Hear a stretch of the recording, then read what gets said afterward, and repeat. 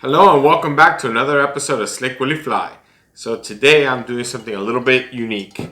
I'm doing a fly, but the fly itself is not the important part of this video. I've been getting some questions about how, when I use, for example, craft fur, it could be bucktail, it could be anything, how I keep the colors from blending when I use more than one color. So today's video, I'm going to tie a fly. I'm going to tie basically a deceiver fly. But the whole point of today's video is more about explaining how I keep the colors separated. So for the point of today's video, I'm going to use two colors, craft fur. I'm going to use pink and black because I think that they'll show very good. I'm going to go ahead and use some 6.0. Oh, actually I'm not. I'm using 100 denier. And I'm going to go ahead and put some lead on this hook so that this will sink because I'm going to fish this fly. I don't think that pink and black is necessarily a bad combo. It's going to be a pretty basic fly. I might throw a little Flashabou in. But I do want it to have something that'll make it sink a little bit. So I'm going to go ahead and put some thread on in the vise is a 2.0 hook. And I'm thinking this fly will probably work good for largemouth bass, smallmouth bass, maybe some perch. Yeah, I'm thinking a lot of those kind of species. I'm sure that it would also work on some inshore salt species. I am using a saltwater hook, but it's going to be good for just about anything, I suppose. So I'm going to hit this with just a touch of zap because I don't want it to move around too much. And before the zap dries, I'm going to go ahead and start my thread base. So this particular fly, like I said, it's more about how I keep the different colors on than anything. But you'd be surprised. I've tied some pretty ugly flies in my life that have caught fish. So you just never know. Who knows, I might take this thing fishing and find out it becomes a favorite. So I pre-prepped a little bit of craft fur. So I'm going to go ahead and start with the bottom.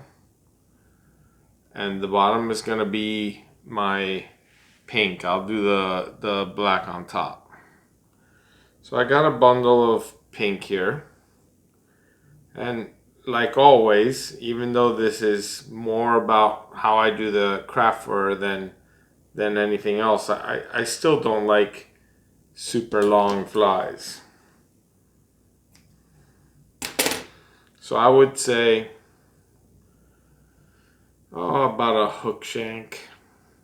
So how do I keep the color to be unique? What I'm going to do is I'm actually going to put a full wrap of thread on the craft fur before I put it on the hook. So I'm going to do it so that it's a little bit exaggerated. A full wrap. I'm going to bring it to the hook, and now I'm going to go around the hook and the craft fur. Now remember, I'm trying to keep this only on the bottom. So now I can pull that tight and lock that in. And by doing it that way, I really truly keep the craft fur together and where I want it. And now I'm going to go ahead and cut off this tag. You know what I don't have? I don't have any kind of a body material out. But we'll figure something out. Gotta have some kind of a body material. So now I'm going to take a needle and just distribute a little bit around the hook on the bottom. And I could trim this up a little bit nicer.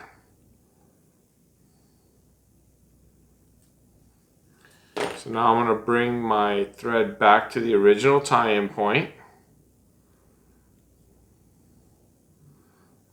I could put a little bit of flash in if I want at this point. It doesn't really matter. But I'm going to go ahead and just take a clump of my black. I'm going to make sure that it's about the same length. Just like that. And again, we're going to do the exact same thing. I'm going to go once around just the black, bring it down to the hook. Now I'm going to go around the hook and the black. And remember, if you ever don't like something, you can simply back off. And now the black and the pink are both attached, but they are definitely not blended. And I can take all this black, and like I always do, I give it a little twist, which makes it just so much easier to come in here and trim off. Get some tools out of the way. And I'll go ahead and clean this up a little. Remember, you never cut on the same side as your bobbin, so you don't run the risk of cutting off your bobbin. Now I do need to have some kind of a body.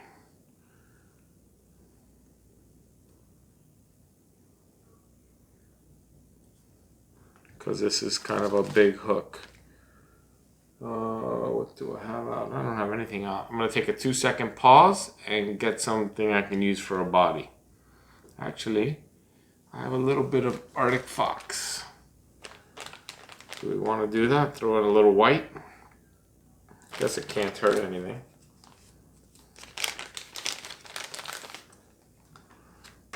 It's what I had available. And it'll give me another form of a tie-in here. This actually is going to work pretty good. I'm just going to take a little clump, and I'm going to take this and I'm going to use it all the way around the hook shank. But first I'm going to get a little bit of Flashabou going. Mirage Opal, like I always seem to go for. I just gravitate towards this color. I'm going to get probably 3 good strands here. And I'm going to use the entire 3 strands. I'm going to go ahead and fold them in half.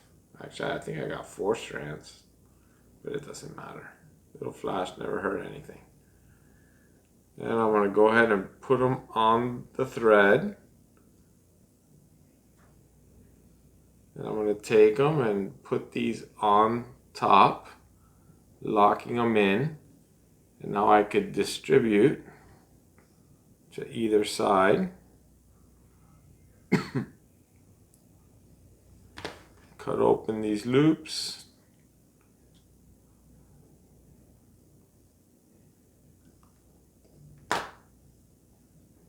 Should have done that a little bit more carefully. That's all right. We have a lot of flash on here.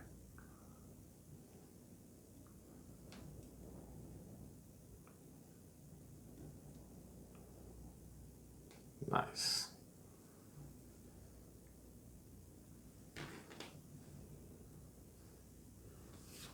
All right.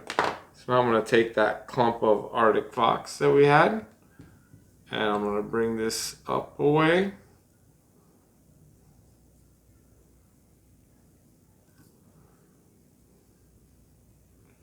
And this little clump of Arctic Fox, I am not going to use the same method, because what I'm going to do is I'm going to give it a couple of wraps, and now I'm going to use my fingers and distribute it around the hook, just like that. Nice. And now I can actually trim off all this little tag that's remaining. I have never ever, can honestly say that this is the first time I've ever tied this fly. I'm just using it more as an example of how I tie in materials. At this point, you can put in more flash, you can do anything you want. But what I'm going to do is I'm going to continue with the reverse tie. So what I'm going to do now is get another clump of pink. And because it's a reverse tie, I'm going to go ahead. Actually, it doesn't have to be a reverse tie. We'll do a deceiver. I'm going to tie it exactly the same way. Make life easy. So I'm going to think about the stagger.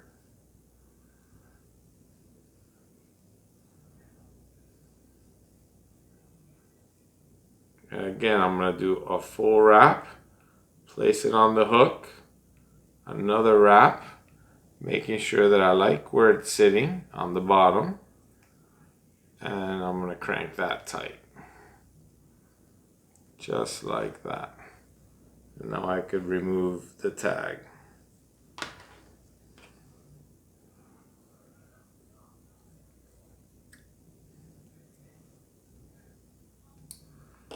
Get a little bit more fine scissor going here. And I'm going to clean all this up carefully, making sure I don't cut my thread.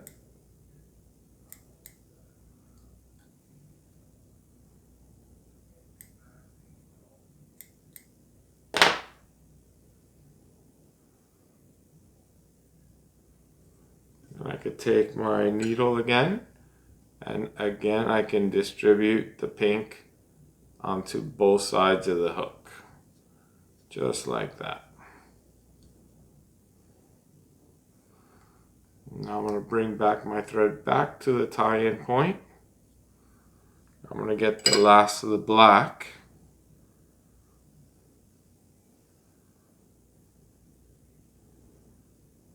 That looks about right. Once around just the, come on. Once around the black, bring it to the hook. Now around both. Make sure I like the way it looks, which I do. And now I can crank this down tight.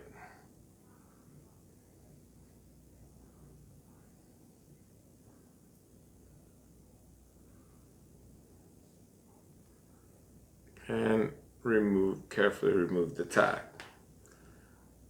So now you see just how simple it is to put colors right where you want them.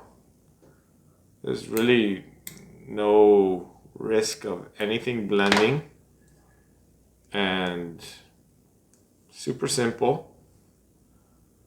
I bet you this fly will catch fish actually. I'm gonna go ahead and build a head on this. Maybe I change color thread. I actually like the way this turned out. This looks pretty cool with the white and the black. Let me go ahead and put a half, not a half hitch. I'm gonna go ahead and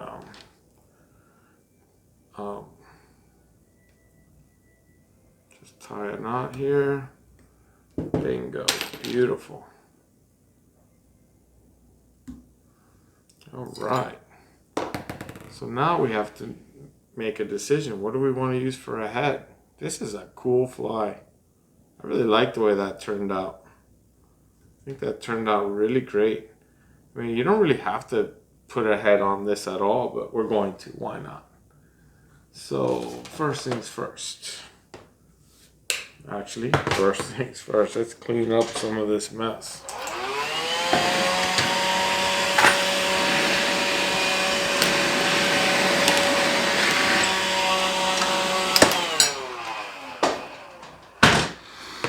Alright, I gotta pick some eyes.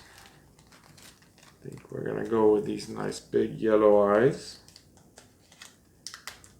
They're actually not so big. They look like they don't have a bag anymore, but I'm guessing that those look like 6mm, maybe 8. Hard to say, but they're gonna look great on this fly. So I'm gonna put a drop of UV right where the eye should go. And this is a pretty thick UV resin.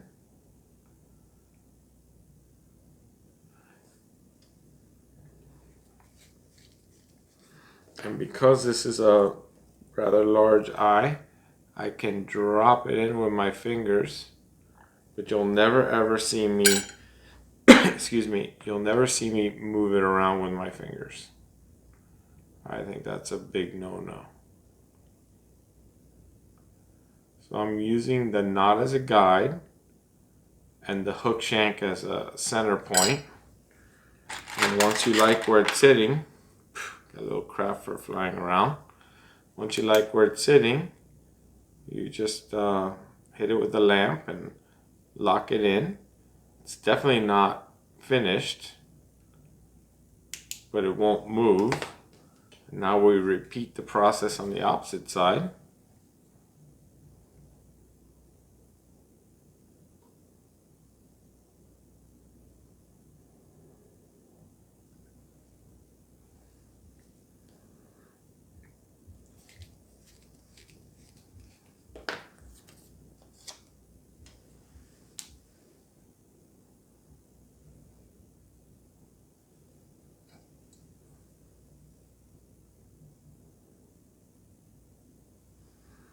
Making sure that we like where it's sitting,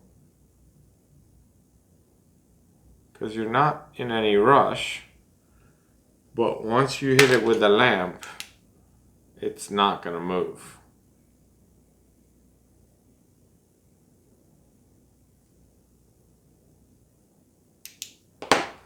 Okay, so now I'm going to get my scissor, do a little bit of,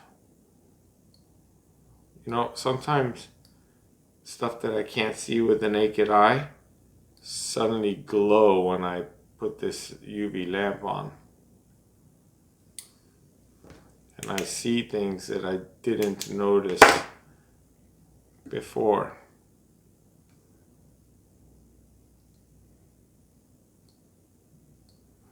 Okay. So now I'm going to moisten my fingers, draw all these hairs back. I'm going to take, again, the same thick UV resin, and I'm just going to put a drop right between the eyes. Got to be careful not to put too much here. You know, when I use UV resin, I'm sure you've seen plenty of my videos, I take my time, I do this in layers, and I am absolutely, without question, not rushed. You don't have to be in a hurry when you're working with resin. Unless you're doing something like ridiculous and outside in the sun or something. But that's just ridiculous. So, yeah, so now I've got a little base between the eyes.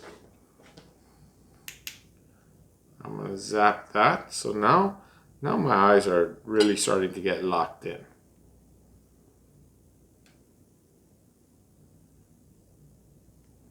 Now we do the exact same thing underneath.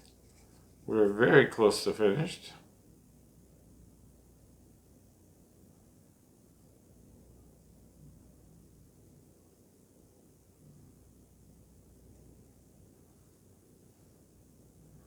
I'm definitely finished with this thick UV. I'm going to use a little bit of a thinner consistency just to finish off this head.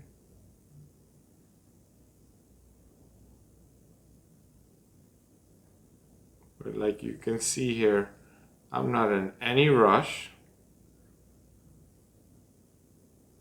Just moving this where I need it, calmly.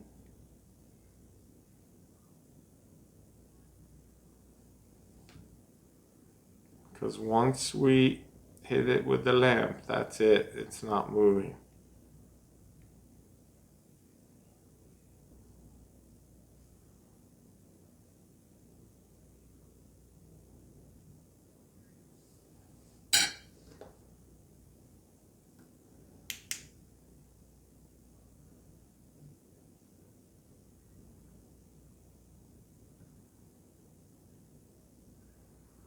You know, this is a very, I mean, super basic little fly. But I gotta tell you, I'm pretty excited. I think it turned out great. It turned out a lot better than I anticipated it was going to turn out. I'm excited to put this in the water and give it a little test run. Alright, so I'm going to get a little bit thinner consistency resin here. And all I'm going to do is I'm going to put a drop on the eye. And I'm going to work it off the edge just ever so gently, because I want to make sure that the eye is a little bit bulletproof.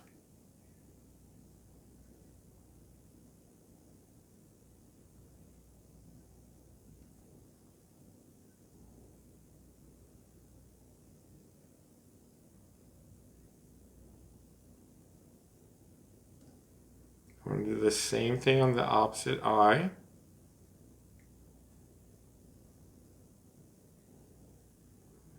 I promise you, I'm using such a small amount of resin here. I'm using the dispenser, I'm using the nozzle to gently move it around. I'm not really using much resin at all. Now what I'm going to do is I'm going to use some gravity.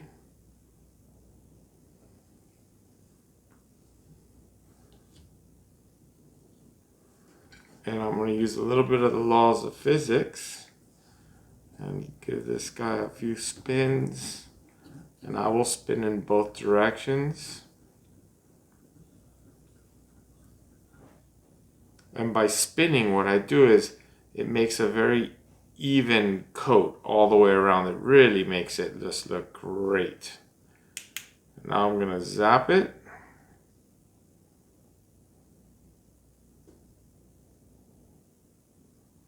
You know, they say 5 to 10 seconds, but like I've explained in a bunch of flies, I'm never in a hurry when I do this. I don't mass produce flies, and I certainly don't sell flies or anything like that. So if I zap it for 20-30 seconds, that's fine. And what I'm going to do with this fly is I'll put it in my windowsill.